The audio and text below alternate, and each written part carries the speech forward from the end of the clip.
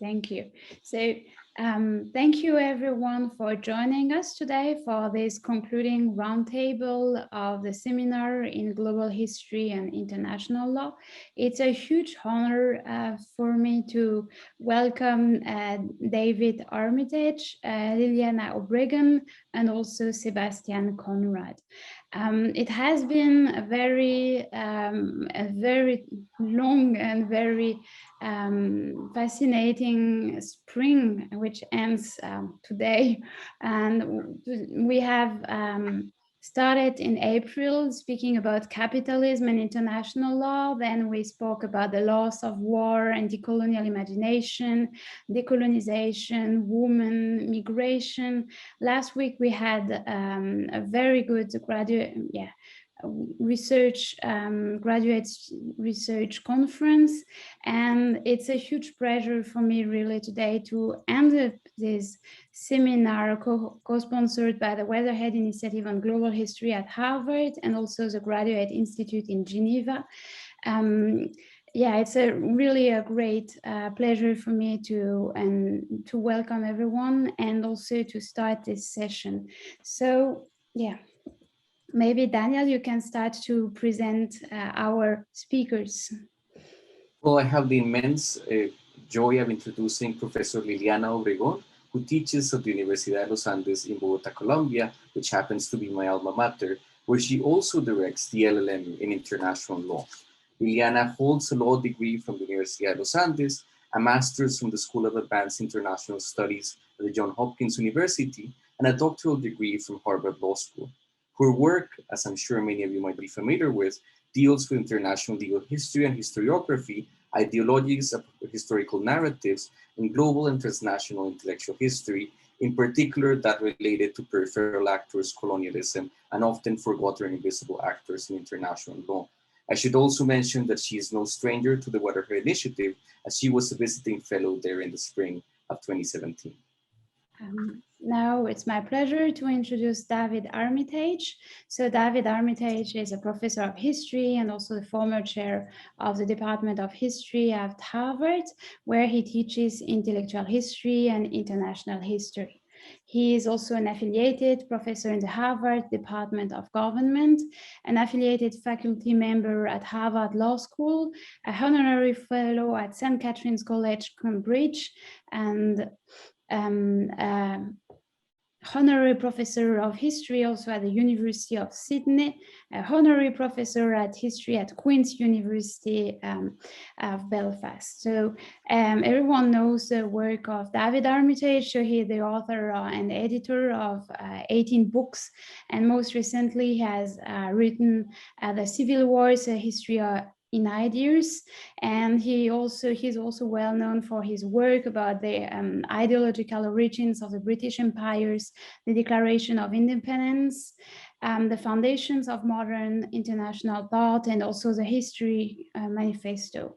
His most recent co-edited book is A Cultural History of Peace in the Age of Enlightenment, and as I have just learned, he's also now writing a book on John Locke, forthcoming with Oxford University Press, and he's also working on another book on treaties, which I'm very much looking forward to read. Now it is my pleasure to introduce Professor Sebastian Conrad, who holds the chair of modern history at the Free University of Berlin. He joined the staff in 2020 in 2010 after teaching in several years in the European University Institute in Florence. And he was also a fellow at the Institute for Advanced Studies in Berlin, a visiting professor at the École de Architecture in Paris, and a visiting scholar at the University of California, Santa Barbara. He is the author of the well-known monographs, What is Global History, 2016, German Colonialism, A Short History, 2012, Globalization and the Nation in Imperial Germany, 2010, and The Quest for the Lost Nation, Writing History in Germany and Japan in the American Century in 2010, among others. It is really our privilege and our pleasure to have the three of you with us today. Thank you very much again. So this session will be divided into two parts. So first we will start with a conversation between our three guests, and then we will open the floor to this, to the questions and to have questions from the audience. And so really, if you do have questions, do not hesitate to intervene at the end of the seminar.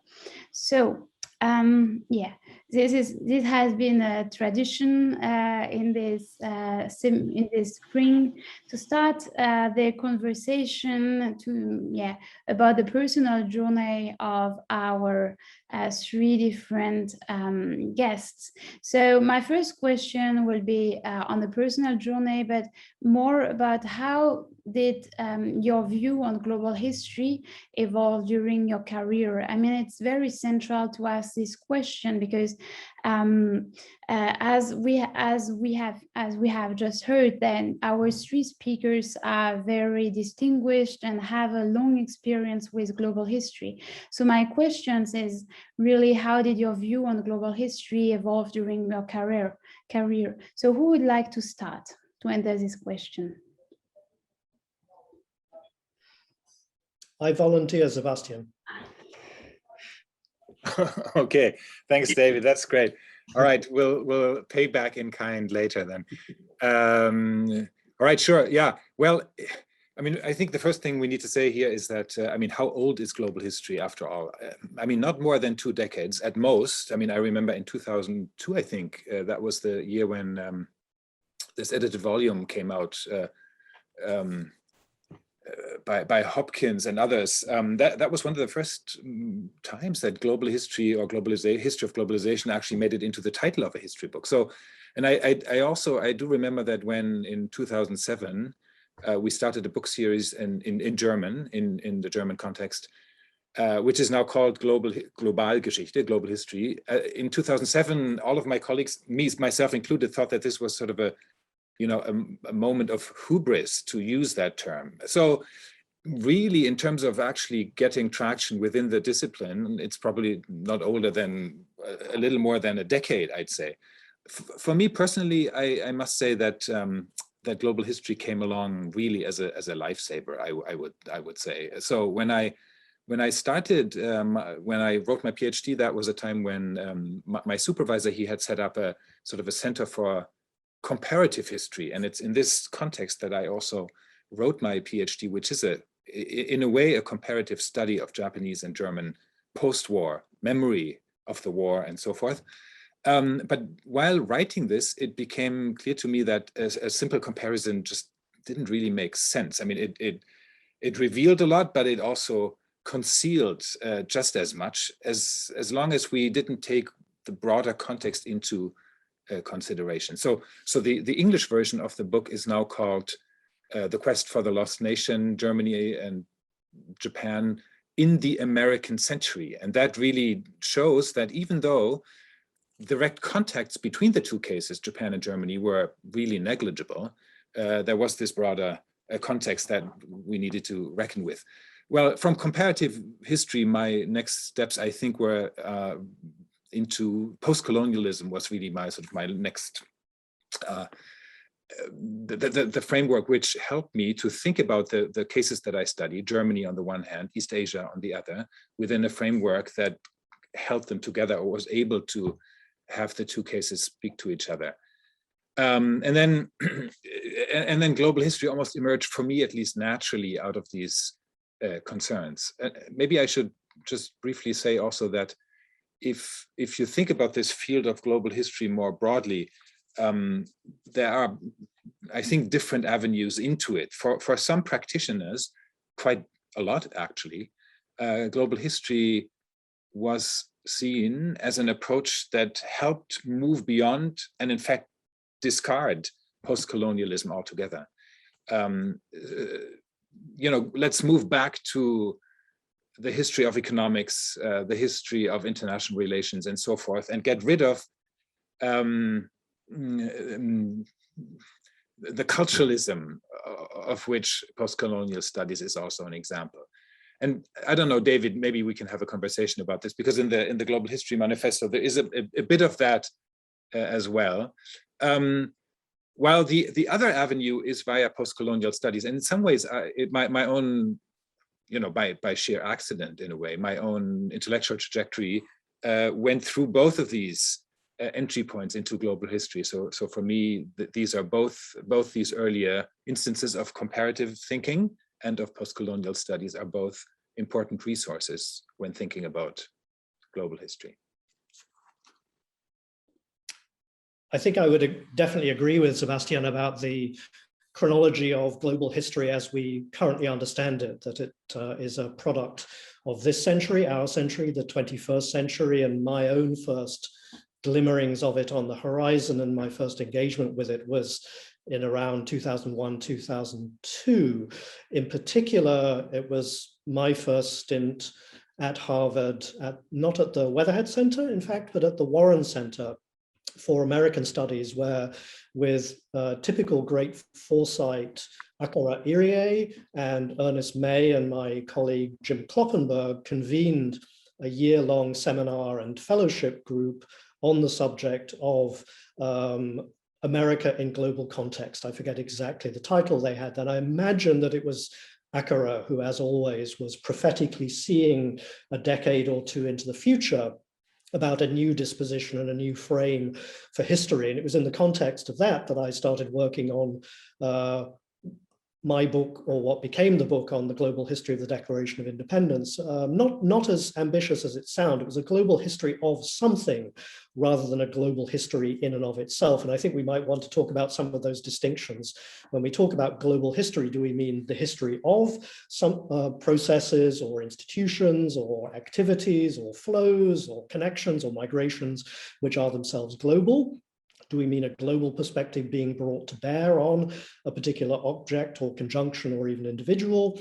Do we mean a renewed 21st century version of what used to be called universal history? There are various different forms and flavors of global history we could talk about. But again, I think it's only about 2 decades old in its current form, but that of course does not mean there were not antecedents, as many of us have discovered, going back behind and beyond our own particular interests. As with so many fields, you discover that there were pioneers whose books have been left slumbering in libraries for 50 or 60 years and then have been recovered or rediscovered, even if their own particular mode or their pre-post-colonial, for instance, would not fit with the present. Nonetheless, they were pioneers. And one of those for me was, speaking specifically about the conjunction between global history and international law, C.H. Alexandrovitz, whose writings I co-edited with Jennifer Pitts a few years ago, one of the very first transnational historians of international law, writing in the 1950s, but also actually, if you put him in a broader context of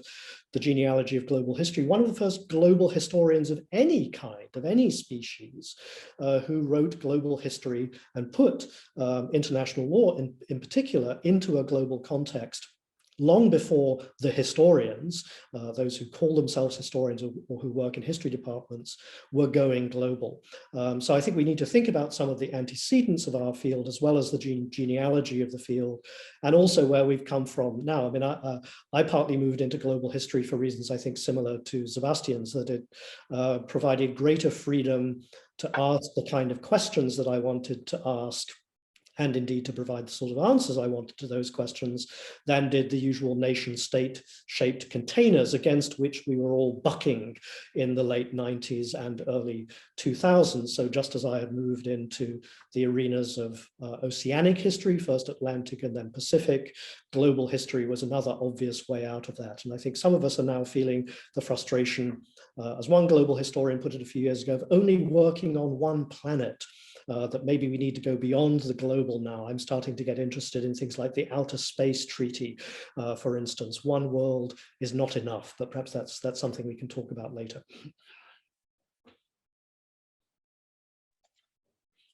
So I guess I must continue then. So I would say my view on global history during my career has been less of a cohesive academic study to develop a field of expertise, and more of an exploration of an approach added to interdisciplinary tools that I have gathered on the way as a way of doing better international legal history. But maybe to illustrate, since we have so many students in the audience, for me as an undergraduate student, legal history was taught mainly as chronologies of laws, where changes would be made to those laws throughout time.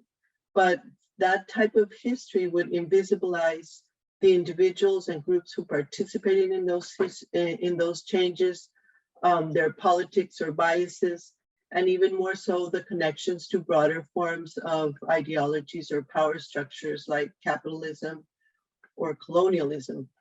And the history of international law at that time, for me, was taught as an evolution from Europe about the development of the modern state and treaties among them.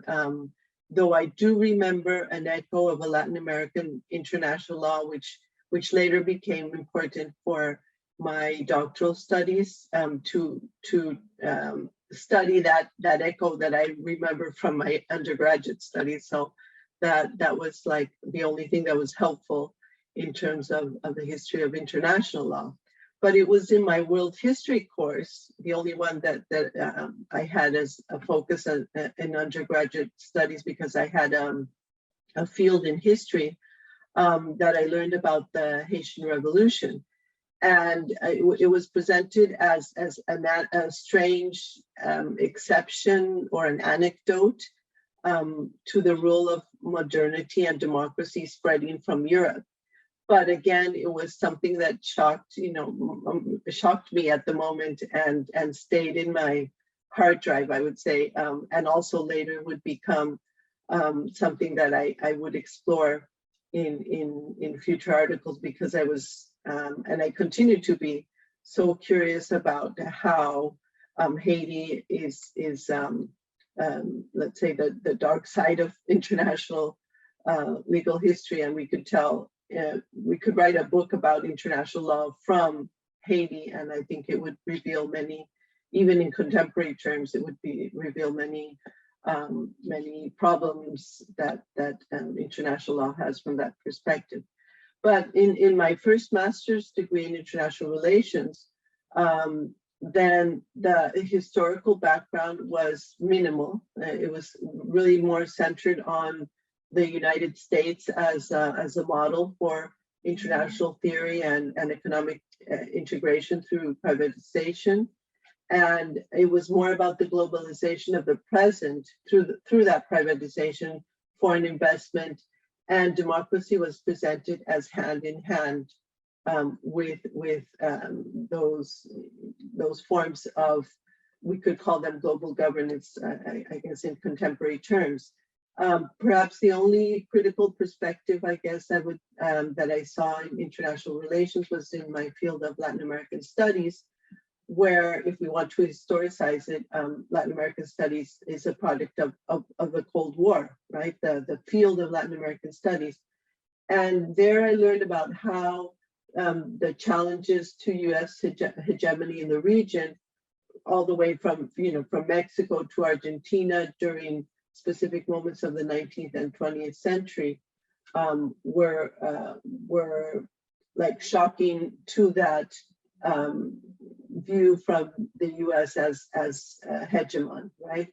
But it was still a very bipolar vision of the world in the way of thinking about the history of the region and of states. And it was during my LLM and SJD studies that I was fortunate to find a milieu of professors and students who were using interdisciplinary tools and methodologies to approach the study of international law and its history.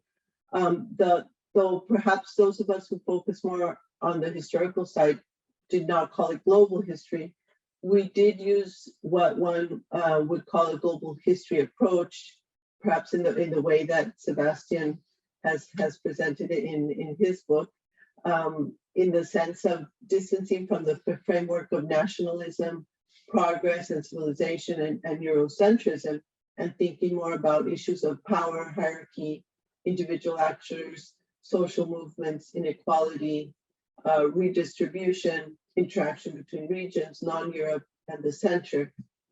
So from, and I would say, because we were such a diverse group of legal scholars, that the conversations among us was also a definitive influence in terms of the way that I see global history applied to international law. And finally, I would say another pivotal moment for me was when I had the fortune to work with Marty Koskenniemi for 3 years in a project on the 19th century, in which Marty and I were the only lawyers, and the other director and researchers were trained historians and political scientists. And there were many disciplinary boundaries and disagreements between us, but also many ways in which we learned together, especially about how to use conceptual history in our work. So, for example, in international legal history, it was key for me to study concepts such as cosmopolitanism and civilization from a conceptual history, but also global perspective to understand international legal history or international law with another tool. So I think to conclude, that would be my journey to add global history as another approach, or maybe it was always my approach, but I didn't know it, and I didn't have a name in the way that Sebastian has so well presented to us in his book. Yeah, I think I'll stop there. So thanks again to the three of you for these very rich answers. I think we have plenty of material on the table in regards to the relationship between post-colonial studies, area studies, international law, global history. It will be interesting to take upon a little bit later.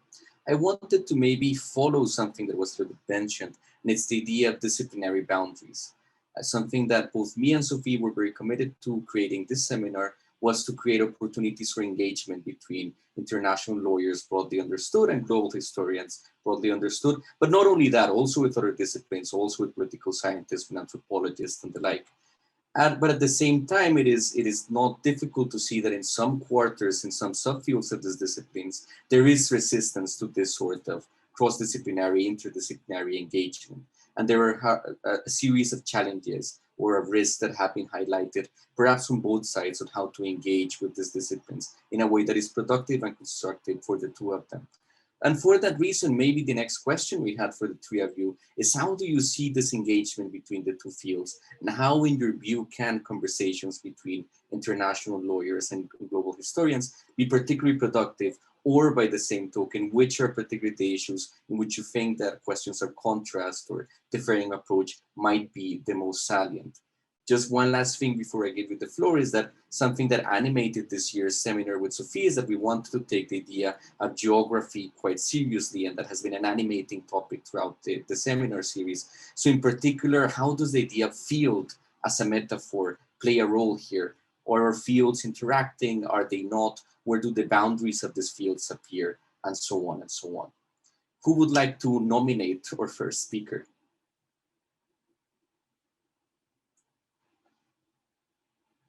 Perhaps we should do the inverse. Oh, I think Sebastian unmuted. No, I was saying the reverse. I mean, simply because Liliana is a trained lawyer herself, so she can probably say the most on this one. So I can challenge. Okay.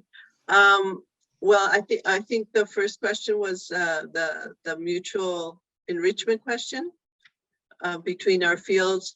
Well, I think, we should continue to read and teach each other's materials and to enrich our own understanding of the field we study and have conversations such as this one. But there is one highlight, I think, from the pandemic. The isolation of the pandemic has made us more aware, or at least me, of how many of our insights and discoveries often occurred during conferences and during our interaction with the students, right? But not always necessarily in the classroom or in the conference panel, but it was in those conversations in the hallways or during meals that we often had, you know, high insights that we could also enrich our own way of appropriating ideas and methodologies or tools from other disciplines, and in this case from history. So for me, you know, 3 years of being with historians was definitely an insight on how we had these barriers that Daniel was reminding us about, in which I think the main issue for the lawyers was, or the historians with the lawyers, was our use of sources, and how we sometimes often lacked sources in terms of the archive, you know, and the primary sources. I mean, because perhaps Marty's greatest contribution was that he actually goes back and reads the original text in the original languages. And just by doing that, you can get different insights, because we tend to, especially in these international law treatises, or the historical chapters are usually like a replay of, or even a plagiarism of other texts, but none have gone to the actual original sources or texts to see if that international legal history is presented in some accuracy, or it has some type of a biased interpretation. So I think that would be one way to start being better lawyers who write about history, is learning from how historians use sources. But on the other hand, the way that the lawyers, that we present history with a type of purpose, like a type of normative, what I call a normative narrative, because in the end we want a normative consequence to the legal history that we present. So that for the historians is the greatest taboo usually, because it might be too political, it might be, you know, it might be anachronistic, but basically the way we use history in law, in all fields of law, not international law, is anachronistic, right? We take data, facts from the past, interpret them to get a normative result in the present. So I think those are the ways that we have been trained academically, has been perhaps one of the, well, boundaries that I don't think are unsolvable, but they're there in terms, so we have to be conscious of when we are using them in a way that we need to use them for the purpose of our field, and when we can break them to enrich the way we think about our discipline. David, would you like to continue? Yes, I think that's the perfect segue to what I was hoping to inject into this part of the conversation. If I can be a little sharper, I think just picking up on that point on anachronism, I think absolutely the way forward is not to police boundaries, is not to accuse our colleagues of having colleagues in other disciplines or adjacent fields from having failed to live up to our disciplinary standards or norms. And of course, I'm referring to the recent dispute, turf war about anachronism in the history of international law, which since we're among friends here, I think I would say has been one of the most diversionary aspects of this conversation. I think it has created a great deal more heat than light. It has taken up a lot of energy from some extremely brilliant people to be beating the bounds between adjacent fields,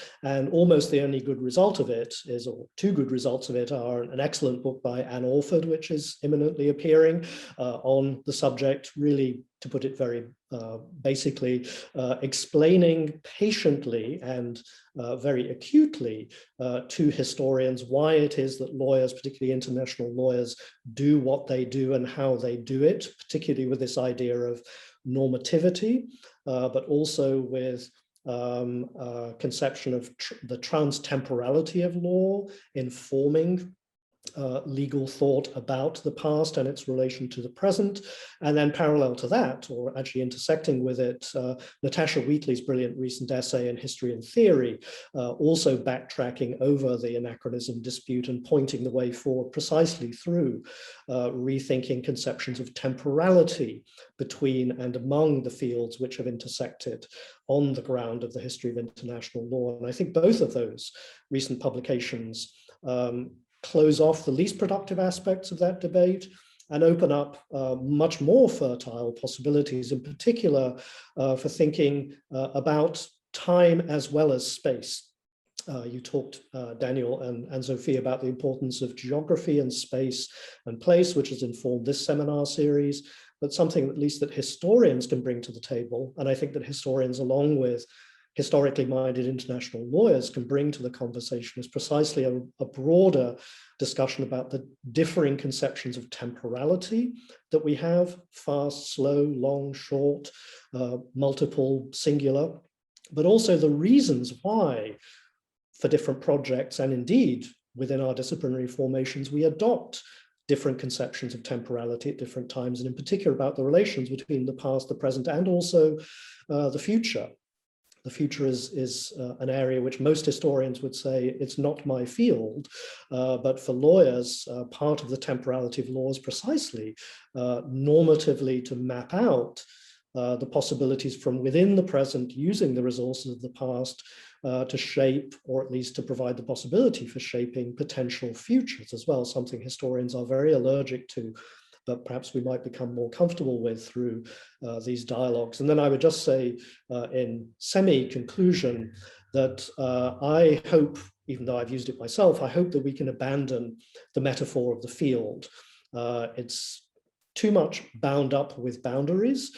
It's too much implicated with territoriality. It's too horizontal, and it's too static.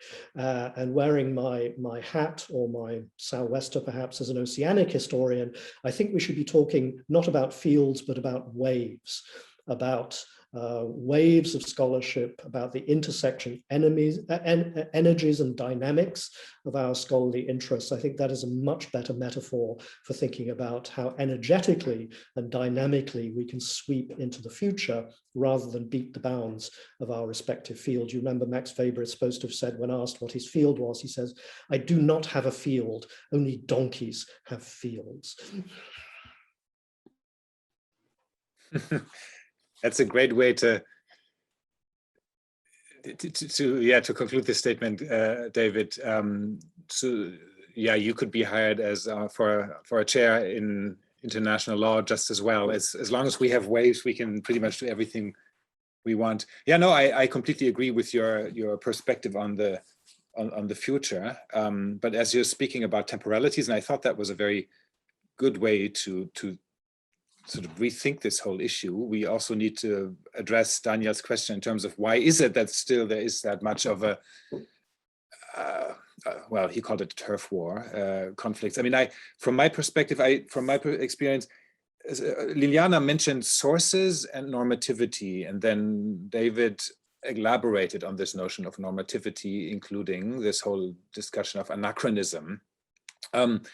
If we think about the sort of, as long as, I mean, this is to some extent a caricature of the situation as we find it. And ideally, all of us move into the direction of the Pacific historian. But in my experience, first of all, there is sort of an ideological difference between scholars who are trained to essentially believe in, let's call it, the benign capacities of legal arrangements to some extent, or the rationality of the enterprise, and scholars who are trained to see, at least to some extent, the law also as as a force that veils, that hides class interests, imperialist interests, and so forth. I think some of this is structural and part of the training of the two disciplines, and that links second to a difference also between a tendency towards internalist explanations of legal change towards historians who would be inclined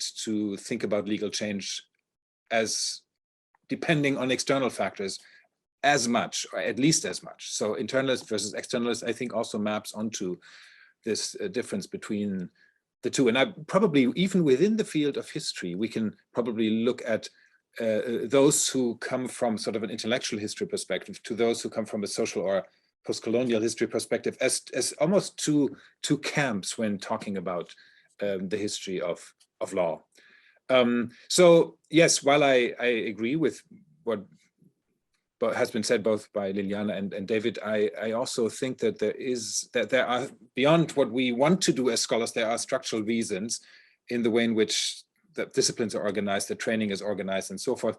And maybe to some extent, there's even a sort of a, this dialectic also has its advantages. I mean, the kinds of conversations that we have them precisely because we are not trained in the same way. And the myopia of the legal scholars who sometimes tend to pretend as if laws were made on Mars, and the myopia of the historians who frequently completely bracket the internal rationality, for example, of legal arrangements and see them almost as an effect of the larger context. These two myopias, they sometimes can also be in a productive conversation. Well, thank you for these great answers. So let's turn to the next question. So I think that the debate also on time is very interesting, because when we speak about global history, we also considered time compression and in the integration, and also and what has always fascinated me about time is when we look at the longue durée, or when we look at their origins, it looks like there is no end. I mean, it's like there is no end in digging into the past and trying to understand the present. And I think that also for lawyers, it's very important to dig into the past, and especially in legal history, and then to also try to construct a better future, and especially in the field of law. But this seminar has focuses mainly on the question on space and geographies. And when we and another question could be, what is the geography of law? But and also what but when we, so my next question would be, so what role do scales and geography play in the making of global histories of international and also national law, as we have already mentioned the importance of the intersections between national and then international. So who would like to answer this question about space and the geography?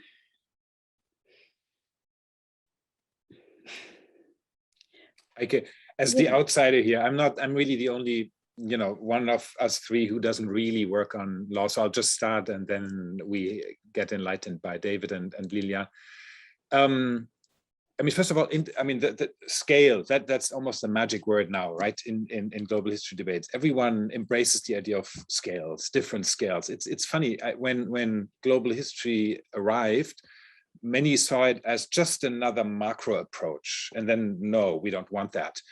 But now with this whole rhetoric and the way in which Jacques Revel's concept of the interlocking scales has caught on, this has enabled pretty much everyone to get on board, the feminists and the microhistorians and post-colonialists and so forth. It seems that this is a sort of almost a magic wand that helps everyone to feel at home, because they don't need to cover everything. They don't need to go all the way down into the small.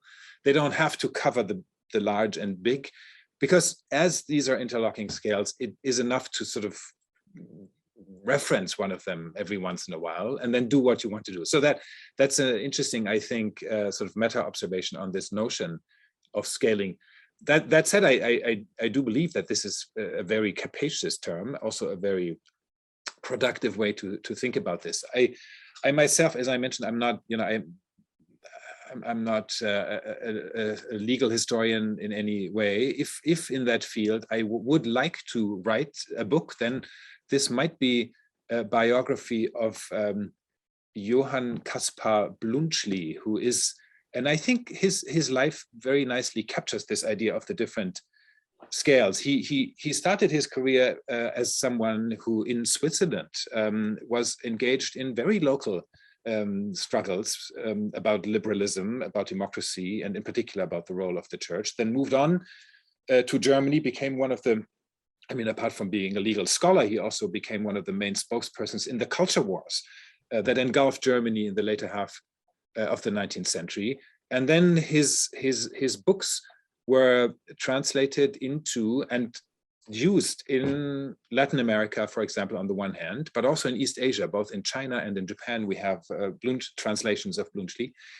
And in a way, his very local Swiss experience that led him to this idea of needing to translate, to reformulate the relationship between the state and the church as a marriage, right? That's a very, very particular and even parochial notion of the family and so forth that goes with it. That is then translated into this sort of global sphere of international law, and in particular of the relationship of state and religion.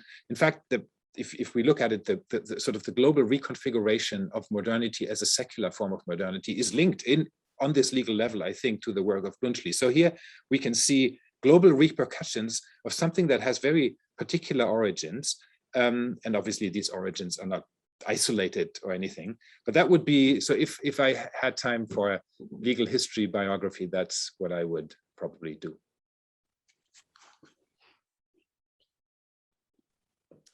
Yeah, if I may, I'd like to pick up that Revellian idea of the play of scales and the interaction between them. And I think we've seen interesting shifts in how different conceptions of scale are articulated. I can certainly remember that, again, going back probably about 15 years after the initial burst of enthusiasm for global history, almost as a more concrete form of universal history, it was realized by many practitioners just how difficult it would be to do that without turning it into simply a new form of the old world history textbooks, for instance, and therefore it was necessary to be more concrete and specific about the procedures for global history. And that led at that moment to a very productive vein where biography and global history intersected with each other. So picking up on the idea of Bluntschli, for instance, the number of individual biographies written as essays or as books became a way to control global history, to show the nature of global interconnections and how individuals as representatives of groups crossed over different geographies, initially in the age of sail and the age of steam.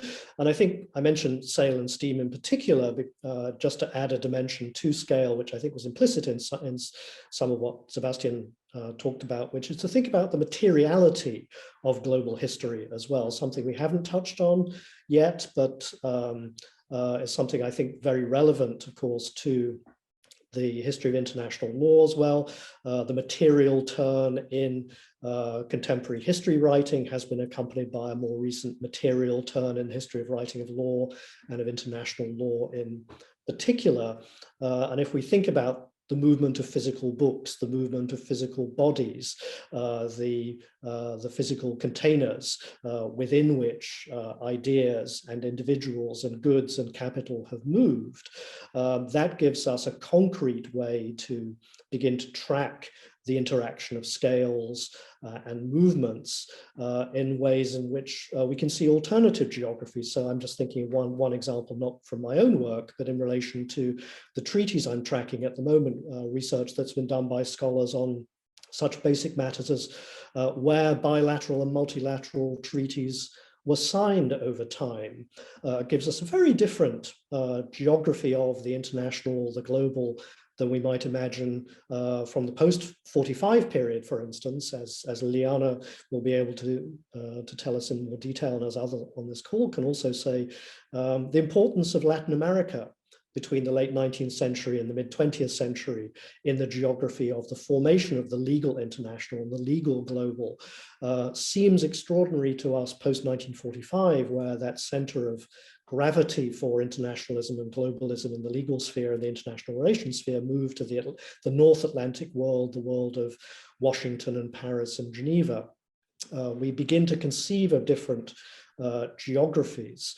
And just one final example, again, taken from the parochial Harvard context, but my colleague Emma Rothschild's new book, An Infinite History, tracing the multi-generational individual histories of a family from La France Profonde in Languedoc, an infinite history in the sense of a history which could be spun out infinitely through the genealogical and financial and marital and other familial connections among a group of individuals. But in her retelling from the mid-18th century, really to the early 21st century, runs from Languedoc through to Algeria, Haiti, French South Asia. Infinite histories can be found in places which seem the most parochial and least cut off. And that play of scales, I think, is something that we can find very well developed in multiple histories, which don't call themselves histories of international law, but nonetheless depend upon the geographies created by law, international and otherwise. So David has given me a way to enter into talking about, I guess, time and scale, because they seem to be intertwined. But also a huge question for many seminars and many books that we have to answer in a few minutes. So I guess looking at it from my teaching, especially the way that students understand time and what we're calling scale now in international law is that they assume, and I would confess myself as well, that there are givens, like the way that we think about time and the way that we think about the scales that we use today, or geography in the current context of international law, seems to be accepted as a given, as if they were always in that way. So